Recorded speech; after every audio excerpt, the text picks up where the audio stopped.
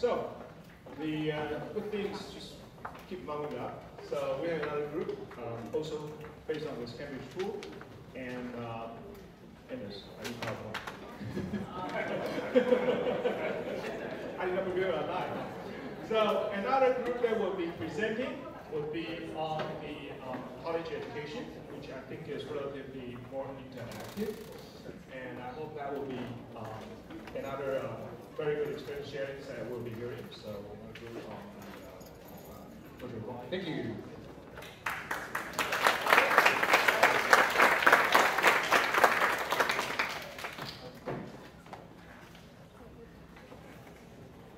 Good afternoon, everybody. I'm Alex from Saho.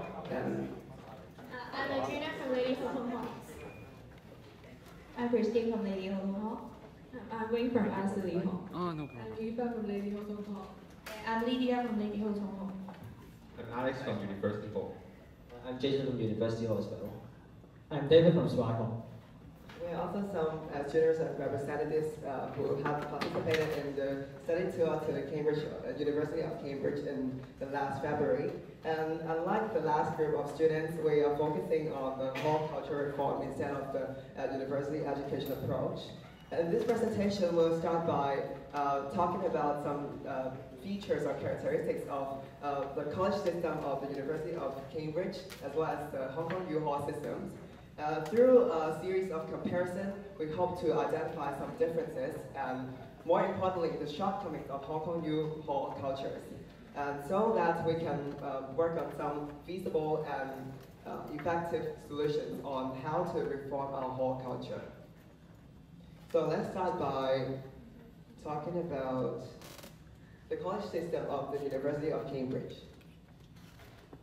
There are currently a total of 31 colleges in the University of Cambridge. The first one is called the Peterhouse College, which is established in 1209. And among the 31 colleges there, 25 are standard colleges and 6 are graduate houses. Two are available for all graduates, while 4 are available for graduates and mature undergraduates.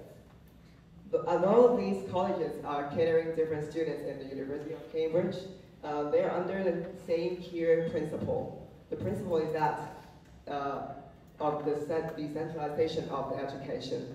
What means by the principle of decentralization is that the major or the most of the university staff is not centralized in the main campus, but they are distributed in the different colleges in the University of Cambridge, such as they're carried out some academic supervisions there instead of doing that in the campus. Unlike Hong Kong U, we're having tutorials in the main campus. So after knowing some concepts of the college system of the University of Cambridge, let's move on to some practical stuff. What actually the colleges of the University of Cambridge provide. Here are some items that the colleges there will offer. The first one, which is also the most important one, is academic supervision. It's something like the tutorials in Hong Kong University. There will be an academic tutor to hold a discussion on certain academic affairs with 2 to 3 students, which is in a relatively small size of student group. They will also provide some social functions such as high-table dinners and sports and cultural activities. For the students in the University of Cambridge, the college is far more than accommodation. It's more like a privilege because they enjoy different activities and social functions there, so that they can treasure the time with students, other students in the University of Cambridge. And as they still have different kinds of competitions like Hong Kong U does between different colleges on academic and cultural and sports activities, they will still have a very fruitful hall life like we do. So up to this moment, you may have some queries on what is academic supervision is. So now I will pass to Eva to introduce what is that for you. So speaking of academic supervision, actually we have spoken a lot about it as the previous group has mentioned. And actually it's kind of like a tutorial. It's actually kind of like a tutorial, but it is provided by the college itself, but not the university. And this is the most specific point of how the academic supervision works. So actually, as the previous group has mentioned, actually it just consists of one tutor and with around 2 to 3 students, and they will discuss the different kind of issues together according to the academic issues. And actually, the content discussed in the group will not be tested in the exam, so it is not really exam orientated. And actually, how would the college to monitor the whole process would be they would appoint the director of the studies and will oversee the whole supervision and the supervisors. And this is how the whole academic supervision works.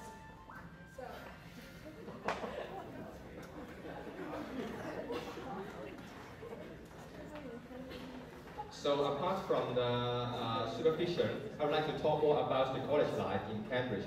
Actually, the college life in Cambridge is more fun. There are clubs and societies, some traditional activities, as well as some competition as well. Let's talk about the clubs and societies.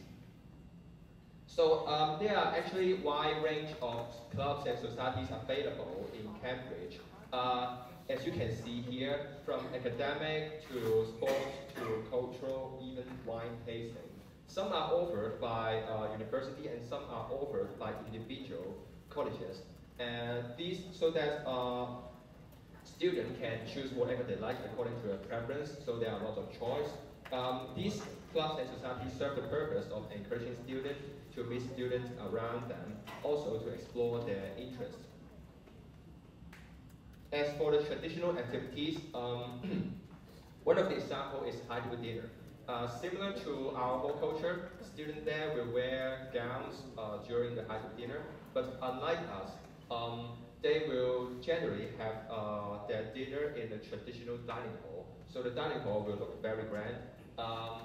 And during the HEDO dinner, students will socialize so that they can meet students around them.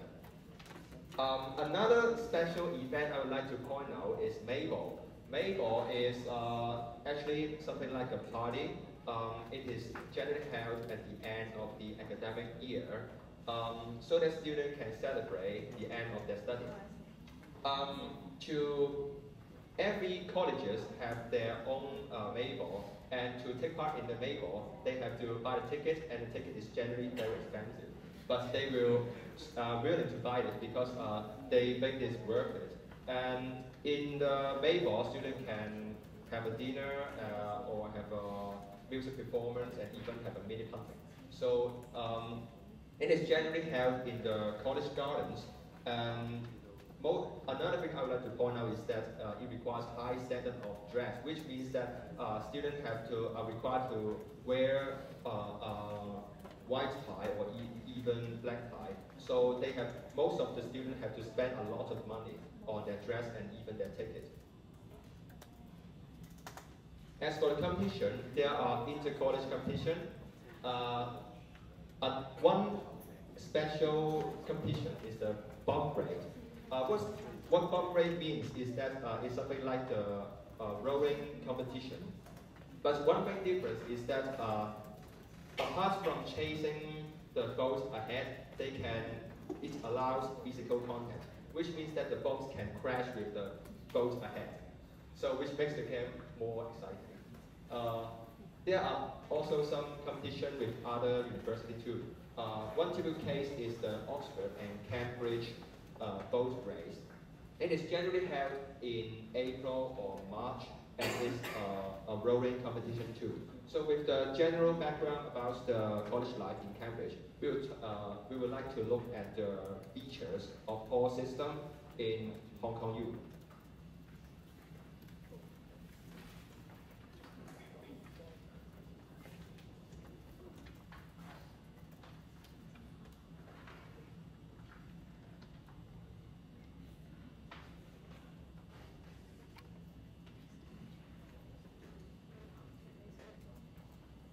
So for hall system in the University of Hong Kong. We have a total of 15 halls at the moment, and we have 4 traditional halls, 13 residential halls, and 2 non-residential halls. For the hall system in Hong Kong, in Hong Kong U, the activities involve the entire hall sports and cultural competitions, and high table dinners, and various subcommittees, for example, the social affairs committee. And recently we have the idea of the teaching college, which is introducing to St. John's College at the moment, and they hire many academic advisors to supervise their students.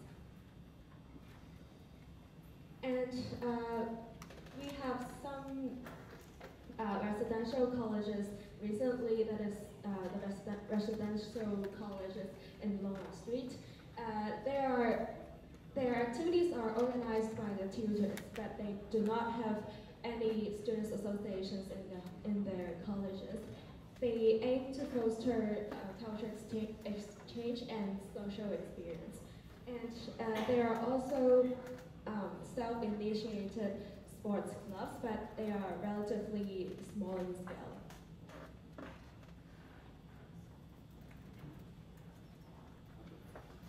Next, we are going to talk about the characteristics of halls in Hong Kong U. The hall's development mainly focuses on 4 aspects, namely the sports, cultural activities, current affairs, and social service. All these developments are to compensate the education system in Hong Kong U, and it helps hallmates' whole person development. And each hall has its own unique traditions and cultures. Meanwhile, the university also has its expectation towards us, and it expects different halls can have a strong hall spirit, our own tradition, culture, and uniqueness.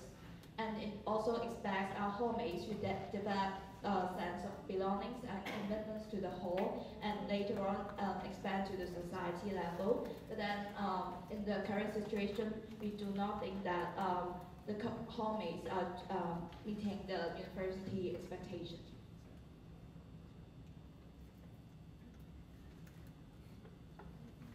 Okay, so in summary, these are the major differences between colleges in Cambridge and Hong Kong U halls. So first, the focus is that Cambridge Colleges focuses on academics, and their main activities are supervisions. And for us, we focus on all-rounded development, including the sports or cultural activities we have mentioned. And for the fundings, the colleges are self-operating, and for us, we get the funding from the university. So basically in Cambridge, the colleges decide what students they get, and all admissions are through the colleges. But for us, the university gets the students, and then the students decide whether they live in a hall or not, or which hall they choose. And finally, for the role of the university, Cambridge colleges are much more active than Hong Kong U halls, because all students at Cambridge get into a college, and basically the colleges run the university. But for us, only like around 1/3 of our students live in halls, and the relationship between our university and our halls is much more distant when compared to Cambridge colleges.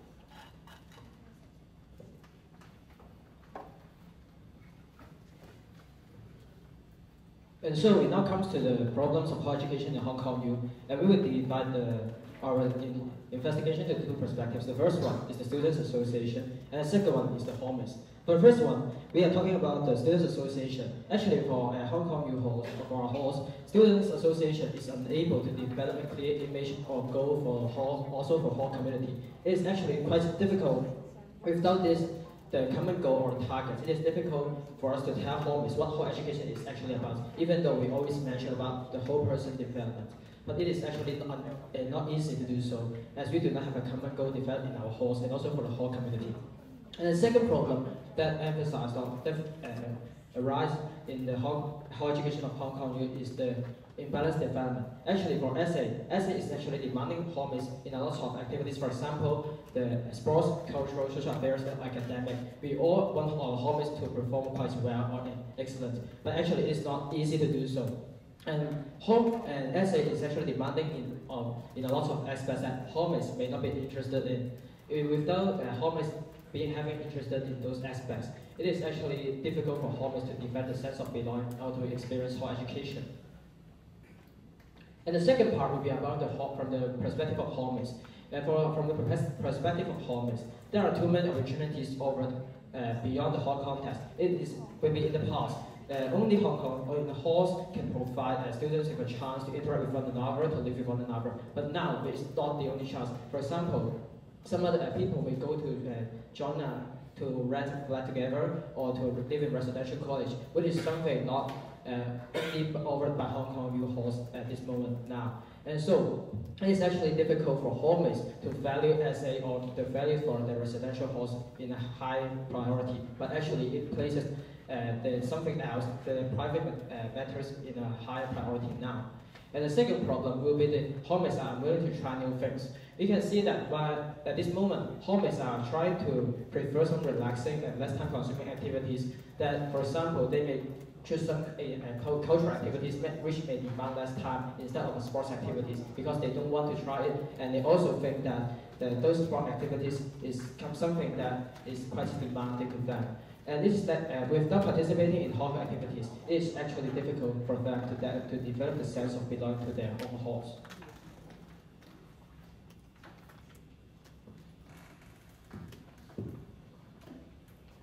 So we talked about some future directions that we suggest to the hall community. The first one is to try to build up a joint hall community, just like what we are currently doing. But then we think that the current committees, like for the JHDB or JHDC, are not enough. We suggest to have more communication between the halls to discuss more hall development issues instead of just administrative issues like for the registration day or for other activities, so that we can try to set up a direction or a common goal for the whole university to achieve among the Hong Kong U halls. And then we can also allow some passionate hallmates or hallmates that can have some kind of inspirations about the hall developments. They can also welcome to join these kind of activities instead of just current students association members. So the reason why we have this suggestion is because we think that in the society, currently university students should have more social awareness and also responsibility towards the society, so that we can try to mobilize the forces that we can have in halls, like gathering the hallmates to contribute more to the society and also take the initiative to have more direction, more activities for the halls. And besides, we think that, as we mentioned, we are nurturing the future leaders for the society from our own hall education, so that we can, so that we would like to build up a platform as a joint hall platform to let these leaders to discuss about how to lead the hall in the future with some suggestions and also visions, just like a think tank. So apart from discussion among those hall students association members, we also suggest to have some practical joint hall events. The reason is to mainly build up the reputation of hall community, because no matter in the society or within the University of Hong Kong, there may be some rumors and also misunderstanding about the reputation of Hong Kong U halls, like to focus on other extracurricular activities instead of social responsibility or academic development. So we hope that by organizing these kind of events, we can build up a positive reputation of Hong Kong U halls. And on the other hand, we also hope to improve the relationship with different halls, like through through organizing activities together, we can improve our relationship and improve our understanding between other halls. And lastly, we hope that we can also try to raise the attention to different aspects of activities, apart from just sports and cultural activities that we have emphasized currently. So, thirdly, we try to set up a group for non-local members to organize activities, because we see that nowadays the proportion of non-local students in HKU is increasing. So we see the need to have another group or committee for catering these non-local students. And we hope that through building up this kind of group or committees, we can improve our communication and relationship between the two groups. And then we allow them to organize the activities for themselves and like what they prefer or the things that they like to hold, so that we can meet their expectation if they are also living in our halls. And lastly, for the possible future directions of the Students Association of Halls, this is the first one we'd like to mention, is that to find a direction for halls that can focus on, but the activities and events from other aspects will be available in each hall for balanced development. What do we mean by that point is that we're not suggesting the whole student associations to merely lay focus on one aspect and deny all the other aspects in one whole development. We are saying that we try to include maybe 4 or even more aspects in the whole as the common basis, and then try to extract or find one features that the hall can develop perfectly, or which is more mature in that hall. Then as a result, then each hall can have their own characteristics and then have their own features, so that they can differentiate themselves from other halls. At the same time, they won't exploit the opportunities for the students to experience all other aspects of activities. And once more, at that result, we can find that the halls will not be competing for only a few types of students. That means if a student wants to play sports, they can go to a sports-oriented halls. If they want cultural activities, they can go to cultural-oriented halls. They won't have that severe competition, just like what we are doing now. And so finally, we would like to have 2 questions for student leaders here. The first question is that we students here think that halls are trying to train in future leaders in society. This is what we think. And of course, you guys can have another conclusion what halls should be doing. But from what our perspective, we think we are training future leaders. So how should joint hall platform cooperate more to train future leaders in the society? This is the first question. And the second question is that if training future leaders is not the common goal, what you guys think, then what is the common goal for our whole community, and how can we work together towards that goal? So, yeah, this is the end of our presentation. Thank you.